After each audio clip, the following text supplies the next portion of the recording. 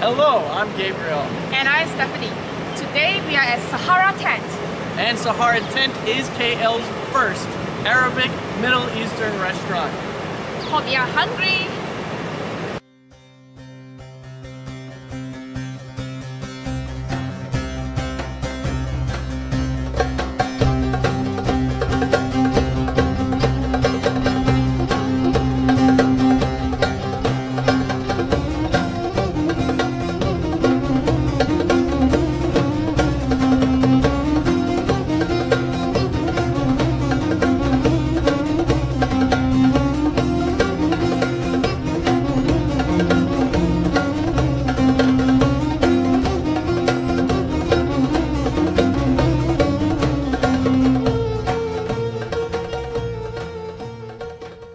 So today we have Doreen here. She's the owner's daughter.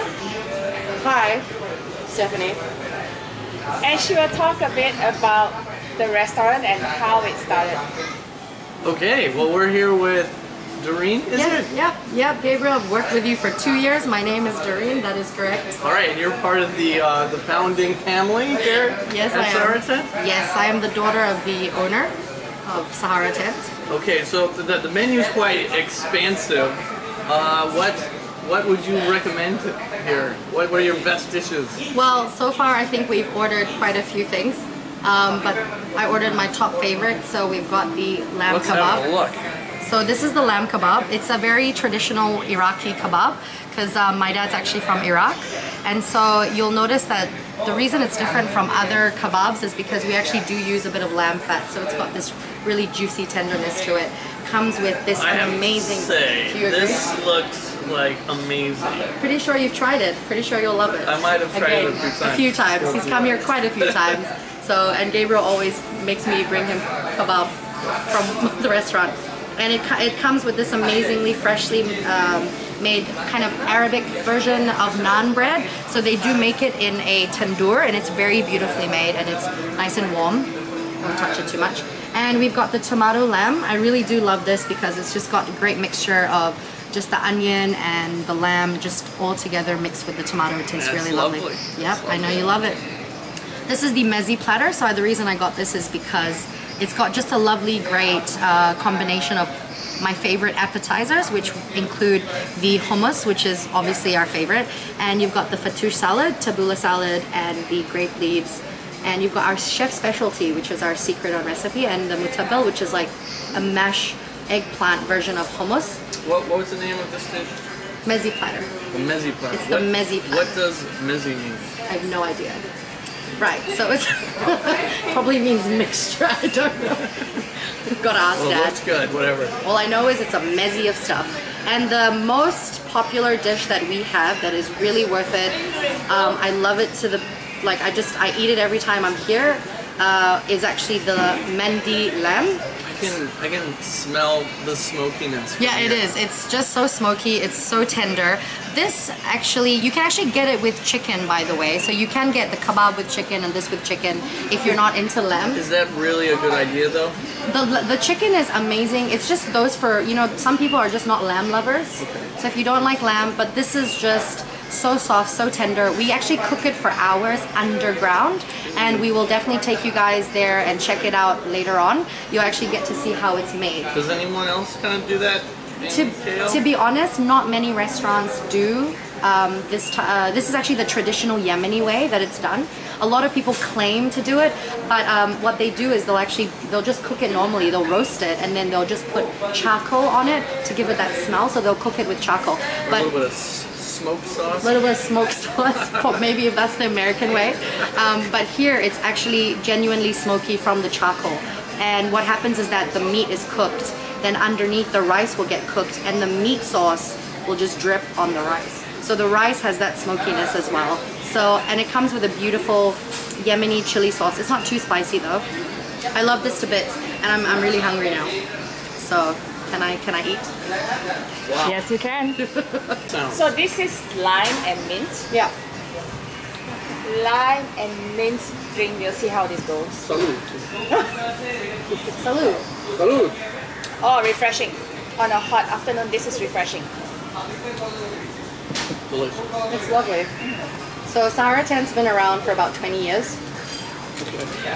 We were the first Arabic restaurant. This is the tomato lamb, right? Yeah. Okay. It's the eggplant thing, right? This is the eggplant thing.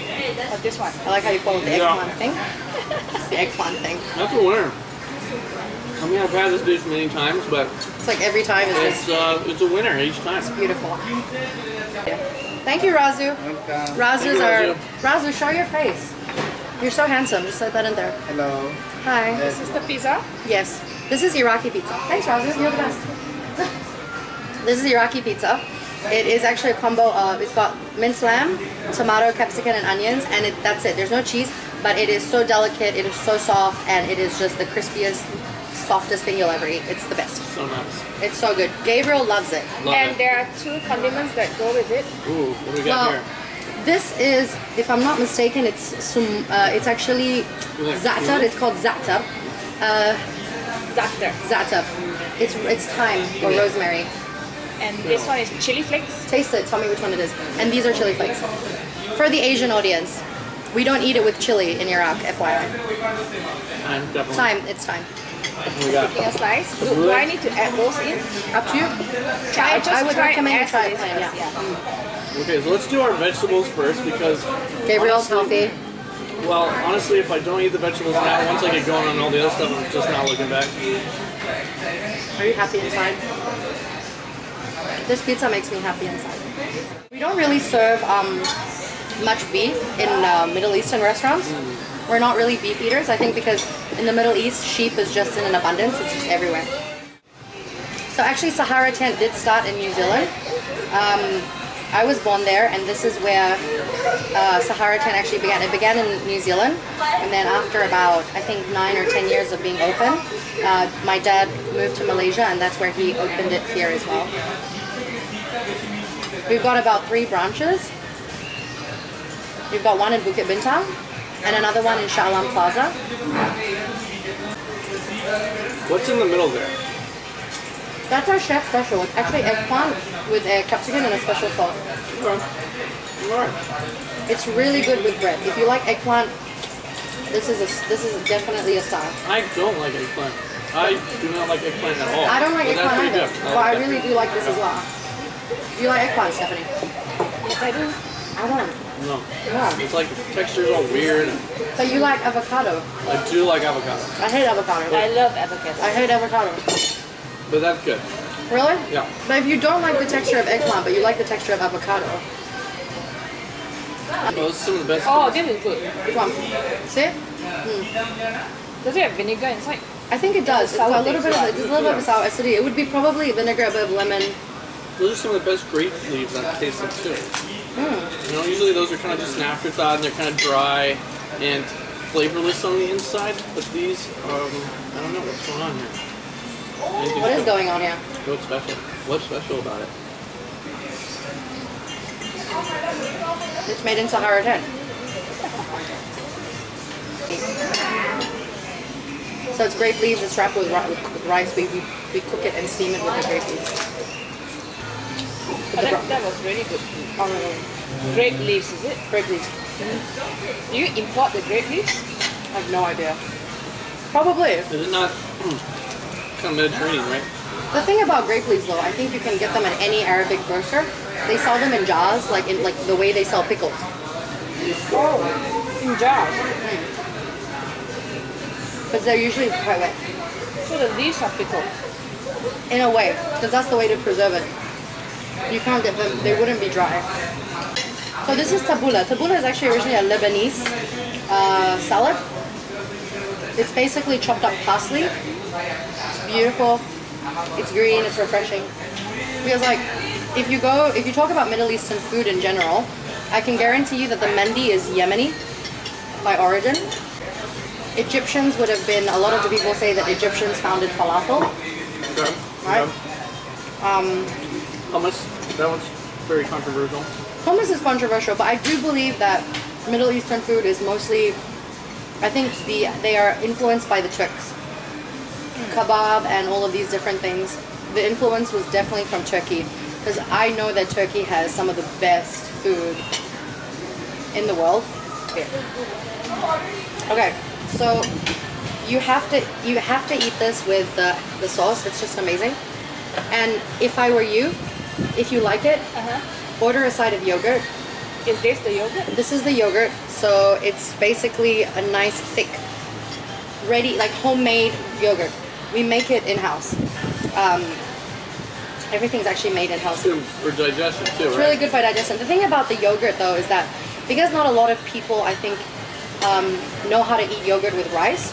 They when we used to give it together, it wasn't really being consumed, so it was really a waste. So when you do come here, and you do, if you know you enjoy yogurt, I would ask for a side of yogurt. So you have to ask for it. You have to ask for it. Ask the waiters for it. Yeah, this is the traditional way to eat it. So, Stephanie, if I could serve you, please.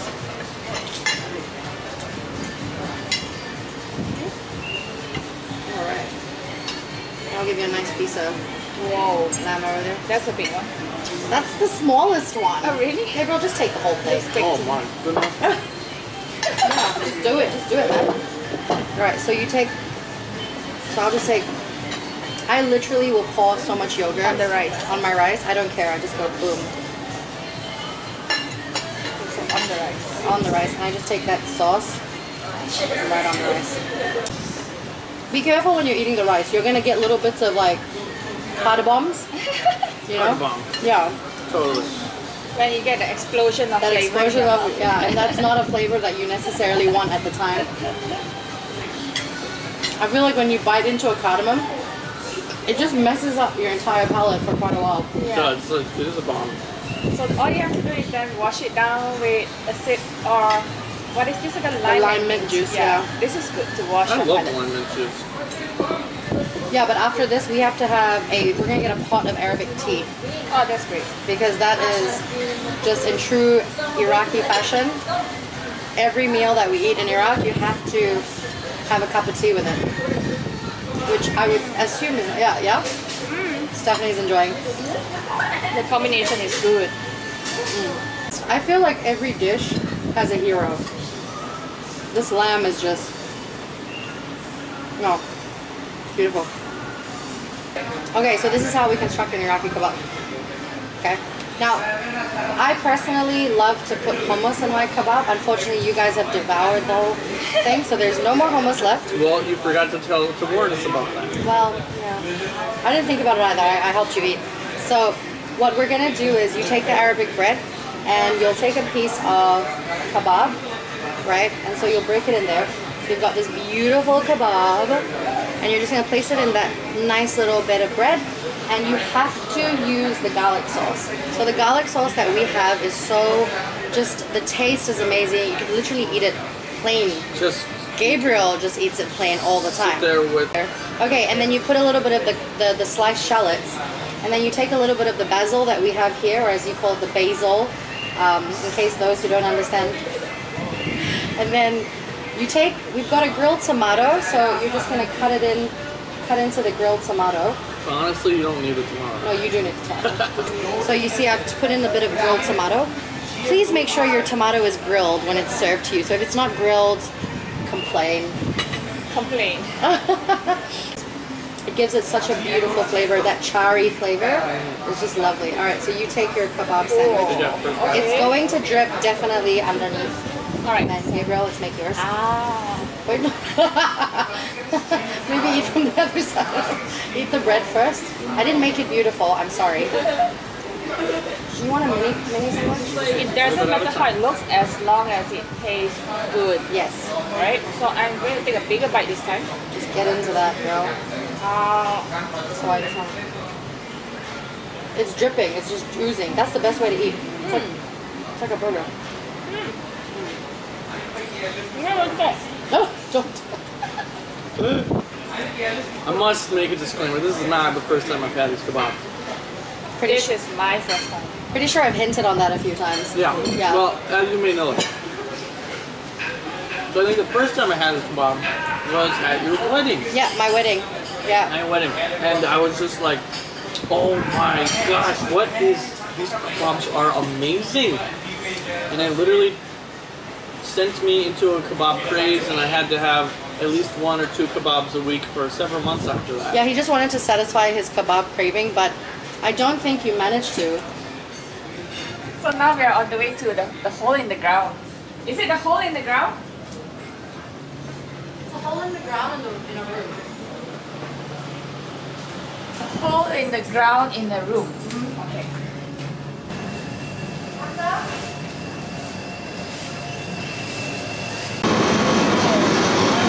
This is it. It's gonna be a bit loud though.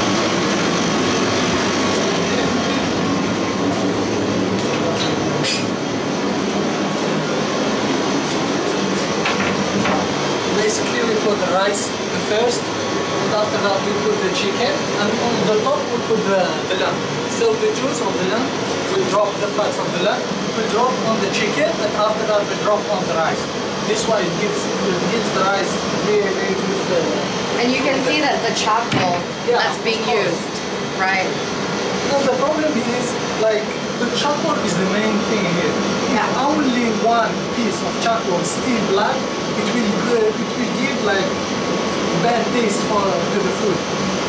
So you must make the charcoal red, all red, no black.